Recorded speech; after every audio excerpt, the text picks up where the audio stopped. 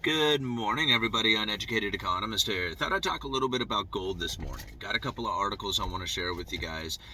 Links are down in the description as always. One of the articles is talking about how gold is going to skyrocket, and the other one is talking about how gold is going to drop. And both of them are using like the Russia-Ukrainian tension as the reason for this argument.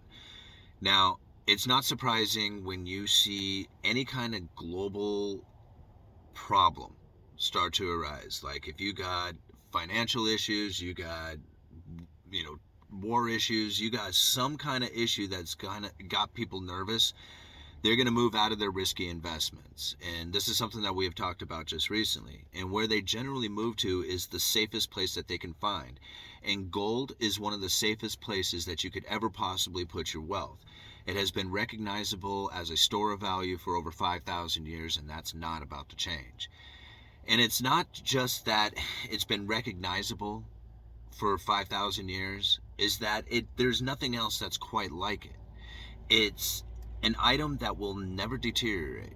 It's an item that is guaranteed to be what it is, that cannot be just magically produced more of.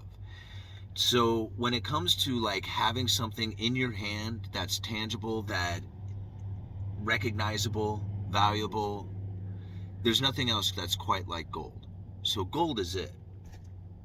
And now, if you think about like when people are getting into a safe haven and they're looking to get out of something that is risky, they're looking to get out of that third party claim. They don't want to go to somebody and say, hey man, I need my money. I need, and try to get on a phone, try and knock on the door, can't get anybody. When you have gold in hand, there is no third party. There's nobody to go to say, hey, you need to give me my money. It's already there. That's it. Now, something can be said similar to the dollar. Now, the dollar is a third party claim. Like, ultimately, you have a claim to the Federal Reserve's balance sheet. It's a Federal Reserve note. Now, if you go and you look at what a Federal Reserve note really is, it gives you first lien and paramount right to the Federal Reserve balance sheet. Now, that balance sheet has listed at the very top of it gold and SDRs. Now, special drawing rights, again, is just another third-party claim to a basket of currencies on a global scale. But gold is significant, and it's on their balance sheet. And that Federal Reserve note, if you believe that you could actually go to the Federal Reserve Bank and claim your gold, that's another story behind it. But ultimately, that's what it is. It's a Federal Reserve note that gives you first lien and paramount right to the Federal Reserve balance sheet in case that Federal Reserve Bank happens to go bankrupt. Again, the legalities behind all that and whether or not you're going to be able to get your gold or any kind of value out of that is a whole other story. So those are the two safest places that you could possibly go to when it comes to getting out of risk. Now, there is some other places that you could probably find, like you could go into land, you can go into art, you can go into other places, but the idea that you're going to be able to liquidate that stuff in the future is very questionable. Cash is liquid. That's it. That's what you're trying to get into. And gold is almost there. It is so close to that. In fact, there is probably, if Lord Humongous is watching this video, he would claim it the other way, that gold is first and then the cash. But when you're trying to deal business, trying to get food, trying to pay bills, gold is second. I mean, you have to sell gold to get to cash, right? So cash is ultimately it. Cash is king. Cash is what everybody wants. Gold is the safest place you could possibly go to. Now, we have to think about what it is that you would really want to be into if you want to be in a safe haven. Like, do you have a belief that you are able to use your dollars in the future? Are you of the belief that there is going to be no dollars in the future, or that the purchasing power of the dollar is going to diminish into the future? Does that give you like that confidence that you can be in the dollar as a safe haven? That would be the next question behind it. If you can't believe that, if you don't believe that, that leaves gold as your only option. That's the only thing that's left. Now, a lot of people are going to talk about cryptocurrencies as well. Cryptocurrencies are not liquid. Just look at what's happening to Bitcoin right now. If you have been purchasing Bitcoin for the last few months, you're probably not very happy with your purchases. Gold, on the other hand, you can just be sitting on that gold. You can hand it off to your children. You can bury it in the ground. These are things that you can't necessarily do with cryptocurrencies. Cryptocurrencies can be lost. I've done it. It's easy to lose your keys once they're gone. They're gone. You can keep them, like, you can go to a third party and use, like, say, Coinbase and keep them there, but then again, you're stuck with the third party claim.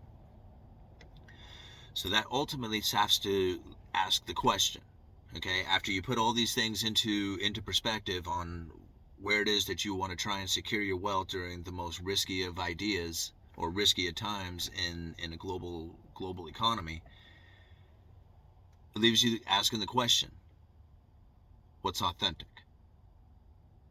Right? Because that's ultimately what's going to end up being what you need, is something that is authentic in your life. And now you ask, is the money that I use, is the investments that I have, is the life that I live, is all this authentic? Undisputed origin, where it's coming from, how you're able to maintain that. So I got to thinking about authenticity and what it is to be authentic.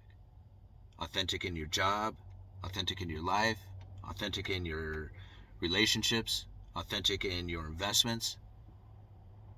These are the things that you need to think about when it comes to living life and where it is that you're going to be putting your money, because authenticity means a lot.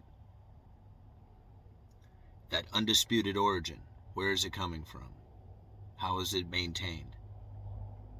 See, I think about my job, like I work sales for a living. Sometimes, you come to work, you're not feeling so good. You're not really the happy person that you're always typically, portraying to people when you're trying to do the sale. And so you end up having to put on like an act. And so while you're acting there and you're maintaining your act, you're thinking to yourself, are you being authentic? Do you really want this sale to go through? Are you really concerned about making sure that the customer is happy with the purchase that they are making? See, these are the questions that start to come up in my mind because I want to be authentic in who I am. It's one of the reasons why I come out here and I don't try to prove anything about who I am. I drive crappy cars. I wear this old coat because when I pack lumber around, I don't want to damage a brand new coat. So this coat works out for me. I'm not trying to portray anything out there. This is me. I'm being authentic, right? As much as I possibly can. And when I do put on that act, I want to try and at least bring that act out in a way that is authentic to me. Saying, hey, this is the person that you really want to be. This is the person that you want people to see. Don't make it up.